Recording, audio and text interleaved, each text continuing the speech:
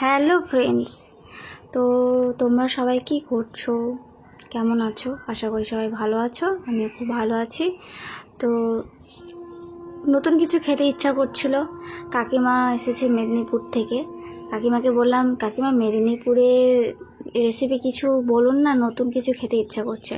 তো আমাকে বলল ঠিক আছে, আমি তোমাকে খাওয়াবো। তো একজনের বাড়ি থেকে চাল কুমড়োর পাতা নিয়ে এসে কাকিমা আমাকে রেসিপিটা বানিয়ে দিল। চাল কুমড়োর পাতা তাকে ভালো করে ধুয়ে নিল, তারপরে তাতে নুন হলুদ চটকে চটকে মাখিয়ে সর্ষে বাটার সাথে সর্ষে বাটার সাথে তোমার রসুন, শুকনো লঙ্কা আর জিরে এসব দিয়ে বেটে নেওয়া হলো।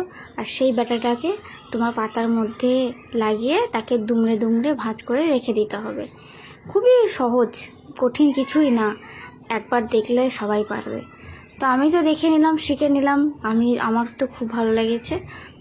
তোমরা দেখো, পরে বলছি। রেসিপিটা কিন্তু খুব ভালো, তো সবাই একবার বাড়িতে ট্রাই করবে। তবে চাল কুমড়ো গাছ এখন খুব কমই দেখা যায়, আমাদের এখানেও পাওয়া যায় না। তবু একজনের বাড়িতে পাওয়া গেছিলো, তাই রেসিপিটা খেতে পারলাম, খুব ভালো লাগলো। তো এখন শুধু কাকিমা একটা একটা করে পাতা নিয়ে তার মধ্যে সর্ষে ওই পেস্টটা লাগিয়ে তাকে ভাজ করে করে রেখে দিচ্ছে। আর কাকিমা এগুলো তৈরি করে রেখে দিল, আমি ভাত খাওয়ার আগে বানিয়ে নেব। তো দেখো বন্ধুরা, আমি ভাজতে শুরু করে দিয়েছি। তো আমি দেখো আমার ভাত,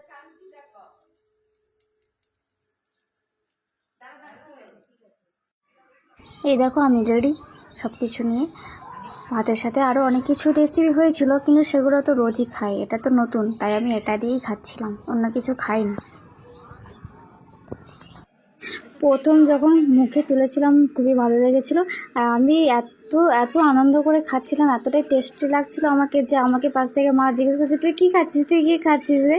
আমি তো কারো কোনো কথা উত্তর না দিয়ে খেয়ে যাচ্ছি, ভিডিও করেই যাচ্ছি। খুব সুন্দর রেসিপি একটা কাকিমার জন্যই আমি খেতে পারলাম। সত্যি কাকিমা না যখনই আসে নতুন নতুন রেসিপি আমাকে কিন্তু শিখিয়ে যায়।